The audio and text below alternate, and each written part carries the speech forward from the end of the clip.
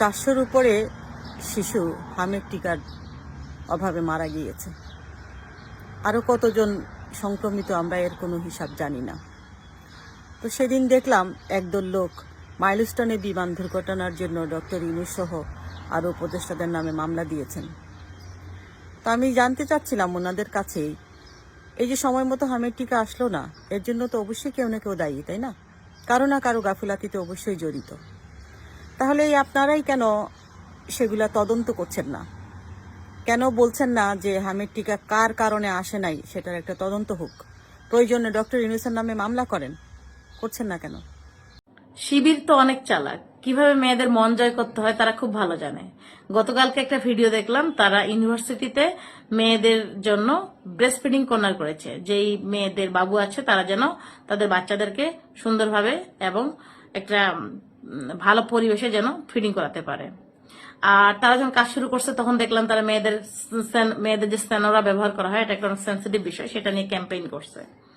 But এই কাজগুলো খুবই সুন্দর। মানে একটা মানুষের যে যত্ন নেওয়া বা একটা মানুষের যে কি প্রয়োজন, মানে যে জিনিসগুলো আসলে মেয়েরা প্রকাশ করতে পারে না, এই জিনিসগুলো তারা ধরতে পারছে। এই জন্যই হয়তো বা মনে হয় যে নেক্সট টাইম যে ইউনিভার্সিটির মেয়েরা তাদেরকেই মানে খুঁজে নিবে। সুতরাং মানুষের মন জয় করতে হলে শুধু স্লোগান দিয়ে বা আজে বাজে কথা বলে কিন্তু করা যায় না। মানুষের মন জয় করতে হয় কাজ দিয়ে। আরেকজন কুলাঙ্গার মহিলা আছে যার কোনো কর্ম নাই, বিভিন্ন সময় এমপি মন্ত্রী পদে দাঁড়ায়, সে নিজেকে ভাইরাল রাখতে চায়। এই মহিলা বলতেছে দেশের যত ধর্ষণ ঘটনা ঘটতেছে তারা নাকি জামাত শিবির করতেছে। জামাত শিবির হোক, আওয়ামী লীগ হোক, বিএনপি হোক, আর যেই হোক, যে অপরাধ করবে তাকেই শাস্তির আওতায় আনতে হবে। তো তুই বড় বড় লেকচার না ঝেড়ে যে করছে তার নামে মামলা কর। তুই একটা দুইটা মামলা করে মানে প্রমাণ করে দেখা যে করছে। মানুষের নামে ট্যাগ লাগাইতে আসছিস, মানে আজে বাজে কথা বলতে আসছিস, বেয়াদব মহিলা। নিজে প্রমাণ করে দেখা। হ্যাঁ, মানুষ তো দেখিস না, একটু কমেন্টস গুলা দেখিস, যেগুলো পোস্ট করিস, যেগুলো লিখিস, যে মানুষ এখানে কি লেখে তোকে। মানুষের লজ্জা থাকা উচিত। ফালতু। আসসালামু আলাইকুম। ঢাকা বিশ্ববিদ্যালয়ে আমাদের মাননীয় প্রধানমন্ত্রী গেছে ক্যাম্পাসে। বড় ভাই আসছে ক্যাম্পাসে, খুব খুশি, সবাই খুশি। সবচেয়ে বেশি খুশি হয়েছে কারা জানেন? মেয়েরা। হ্যাঁ, সামনাসামনি দেখছে তো, গত 16-17 বছর দেখছে এই সোশ্যাল মিডিয়াতে, টিভির পর্দায়, একেবারে সামনাসামনি দেখছে, দেখাতে খুব খুশি হয়েছে। দেখেন, আমাদের বড় ভাই, আমাদের ক্যাম্পাসের অন্যান্য বড় ভাইদের মধ্যে আমরা এখন ফিল করতেছি। এখন আমাদের মনে হচ্ছে না যে সে আমাদের প্রধানমন্ত্রী, আমার মনে হচ্ছে আমাদের বড় ভাই প্রধানমন্ত্রী। উনি কিন্তু ছাত্রী, অন্য কিছু ভাইবেন না, ছাত্রী কিন্তু। উনিও অনেক খুশি। কেন খুশি হবে না বলেন? বর্তমানে ক্ষমতায় কারা আছে? বিএনপি সরকার আছে, তাই না? মাননীয় প্রধানমন্ত্রী আসবে আর খুশি হবে না, এটা কোনো কথা? আমার মনের মধ্যে একটা প্রশ্ন, আমি একটা ভিডিও দেখাই আপনাদেরকে, তাহলে এই প্রশ্নটার উত্তর আপনাদের কাছেও আমি চাইব। এই যে ডাকসু নির্বাচন হয়ে গেল, এই ডাকসু নির্বাচনে ছাত্র দল কেন পাশ করতে পারলো না? কত ছাত্র তাদের পক্ষে হায় হায়, দেখেন আপনারা।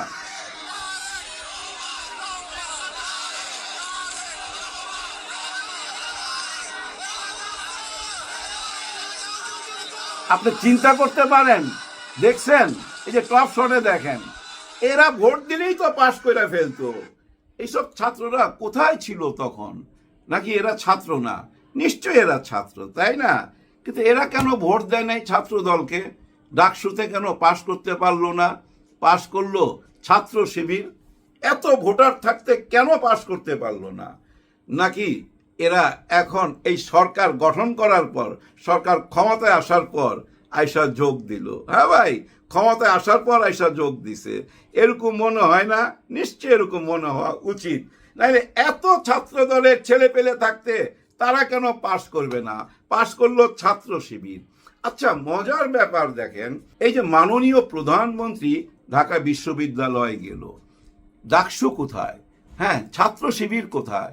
আপনি মনে করেন বিদেশ থেকে কোনো মেহমান আসবে এবং ওই মেহমানরা ঢাকা বিশ্ববিদ্যালয়ে যদি যায়, কাকে জানাবে?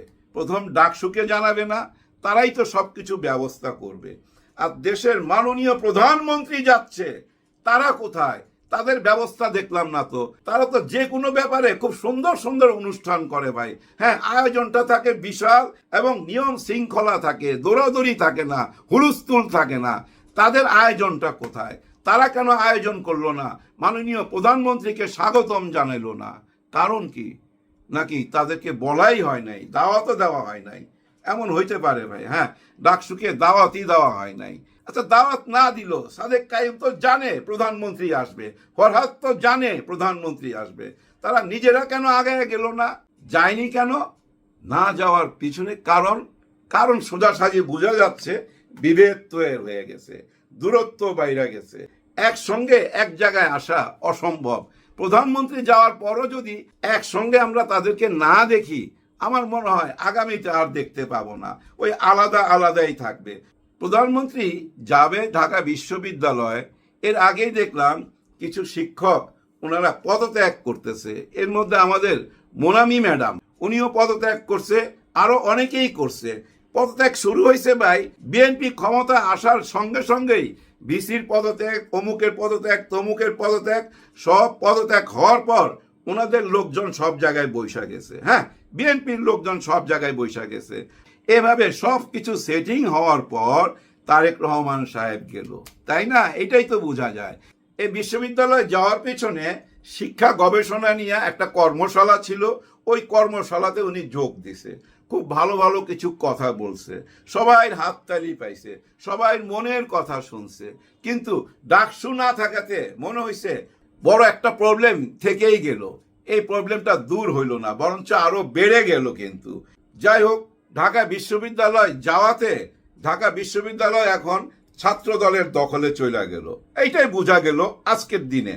ঢাকা বিশ্ববিদ্যালয় মাননীয় প্রধানমন্ত্রী যাওয়াতে বিরাট একটা প্রভাব পড়বে, এখন ছাত্র দলের শক্তি বাড়বে। এর মধ্যে আপনারা দেখছেন যাওয়ার পথে আমানুল্লাহ আমান, ওই যে তারেক রহমানের কামান, একটা স্লোগান দিত না, আমানুল্লাহ আমান তারেক রহমানের কামান, তারেক রহমান সাহেবের বডিগার্ড এইভাবে দিছে ভাই, এইভাবে যা ধাক্কা মারছে। উপায় ছিল না, যেভাবে ধাক্কা ধাক্কি করতেছিল, কে পাশে থাকবে? হ্যাঁ, প্রধানমন্ত্রীর পাশে কে থাকবে? চারিদিকে ক্যামেরা, তো কে মুখ দেখাবে? এরকম একটা ব্যাপার ভাই। প্রধানমন্ত্রী তো, আপনারা দূরে দূরে থাকেন, ওনার বডিগার্ডদের ডিউটি করতে দেন না কেন? তা দিচ্ছেন না, যার জন্য দেখেন এরকম একটা ধাক্কা খাইলো। এটা আমার কাছে ভালো লাগে নাই, কারণ এই আমানুল্লাহ আমানকে আমি দেখছি ভাই, এই যে 5ই আগস্টের আগেও দেখছি, পরেও দেখছি ভাই, প্রতিবাদী ভাই। এই ছাত্র দলকে ধৈর্য রাখার পিছনে এদের অবদানের শেষ নাই তো, এরাই তো ধৈর্য রাখছে। হয়তো আমরা বিক্লামি কইরা বলি আদু ভাই টাদু ভাই, অনেক কিছুই বলি, এতে তাদের কিছু যায় আসে না, তারা এগুলা মাইনা নিছে, মাইনা নিয়েই তো রাজনীতি করতেছে। কিন্তু বিনিময় কি পাইতেছে? এরকম ধাক্কা। কেন পাইতেছে? ওই যে নিয়ম শৃঙ্খলা মানতেছে না, কোনো উপায় নাই। দেখেন সবাই কিন্তু ট্রল করে যে ওরা কেন গাড়ির পিছনে দৌড়ায়, গাড়ির পিছনে দৌড়ায়। এটা গত 5-6 মাস যাবতই চলতেছে। আজকেও কেন দৌড়াইলো? কারণ কি দৌড়াইবার?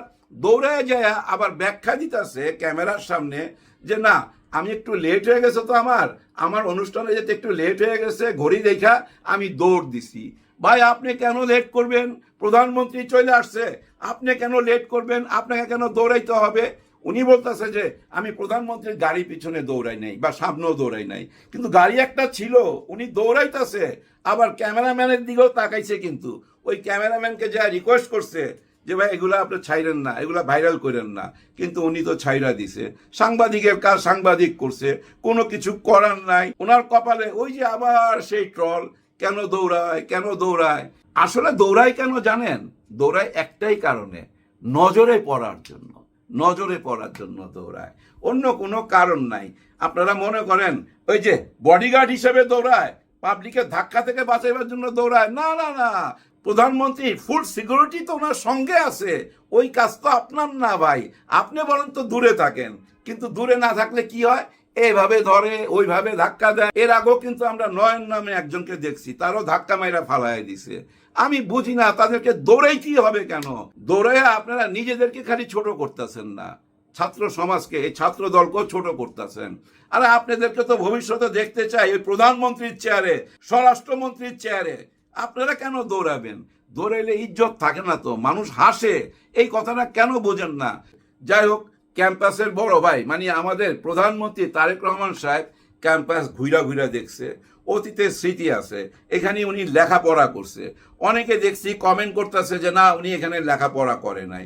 ভাই করছে, ভর্তি হয়েছিল, পরে পরীক্ষা দিছে কিনা আমি অতটা জানি না, কিন্তু ভর্তি যে হয়েছে এটা আমি কনফার্ম 100% গ্যারান্টি দিয়ে বলতে পারি উনি ভর্তি হয়েছে। ভাই পরীক্ষাই দিতে হবে কেন? এই ঢাকা বিশ্ববিদ্যালয়ে তারেক রহমান সাহেব ভর্তি হয়েছিল, হয়তো পরীক্ষা দেওয়া হয় নাই কোনো একটা কারণে, অনেক কারণ থাকতে পারে। ওনার হয়তো অনেক সার্টিফিকেট নাই, কিন্তু ওনার একটা পরিচয় আছে। সে পরিচয়টা কি? ওনার মা এই দেশের প্রধানমন্ত্রী ছিল, ওনার বাবা এই দেশের প্রেসিডেন্ট ছিল, আর ওনার আরেকটা পরিচয় কি? বিএনপির উনি ভারপ্রাপ্ত চেয়ারম্যান ছিল, বিএনপি দলটাকে চালাইছে।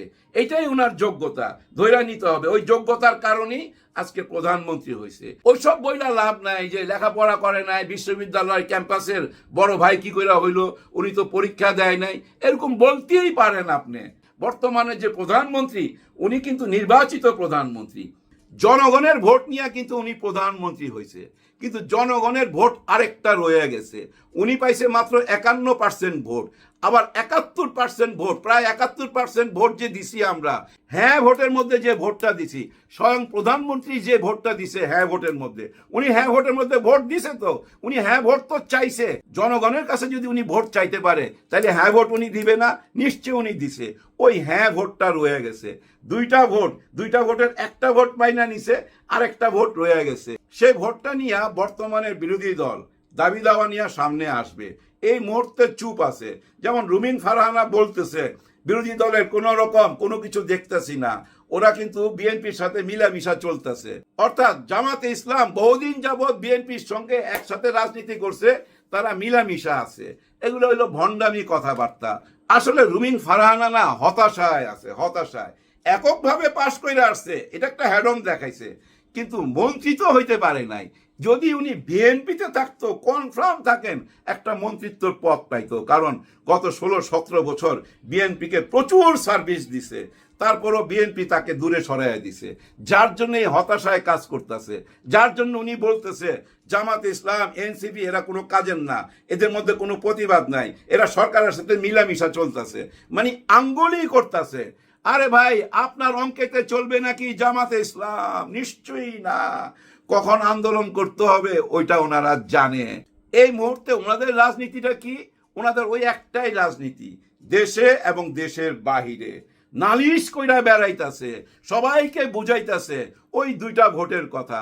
একটা ভোট নিয়ে আরেকটা ভোটের সঙ্গে বেইমানি করছে, মুনাফিকি করছে, এই কথাটাই দেশে বিদেশে সব জায়গায় বুঝাইতাছে। ধীরে ধীরে এটাকে সংসদের ভিতর থেকে টাই না এই রাস্তায় নামায় নিয়ে আসবে। আর এই রাস্তায় নামার আগেই দেখবেন বিএনপি গণভোটের স্বীকৃতি দিয়ে দিছে। ওই যে ওনারা বলে না অক্ষরে অক্ষরে পালন করুন, সেটা বলে কিন্তু জুলাই সনদের কথা, কিন্তু ওই যে নোট অফ ডিসেন্ট যেগুলাতে দেওয়া আছে, যেগুলাতে ওনাদের আপত্তি জানানো আছে, সেগুলো ওনারা পালন করবে না, কিন্তু সেটাও পারবে না। পুরাটাই মাইনা নিতে হবে। গণভোটের মধ্যে কোনো নোট অফ ডিসেন্ট ছিল না। আমরা যে হ্যাঁ ভোটটা দিছি এর মধ্যে কোনো নোট অফ ডিসেন্ট ছিল না। আপনাদের ওইসব নোট অফ ডিসেন্ট ভাইসা চলে গেছে সমুদ্রে ওই হ্যাঁ ভোটের মধ্যে দিয়া, আর সেটার স্বীকৃতির অপেক্ষায় রইলাম। স্বীকৃতি দিতে বাধ্য আপনারা, বাধ্য। কারণ কি জানেন? দেখেন ভাই ব্রাদার, পুরা দেশটা না আগ্নেয়গিরির উপরে বসে রয়েছে। জুলাই 5ই আগস্টের আগ্নেয়গিরির উপরে পুরা দেশটা বসে রয়েছে।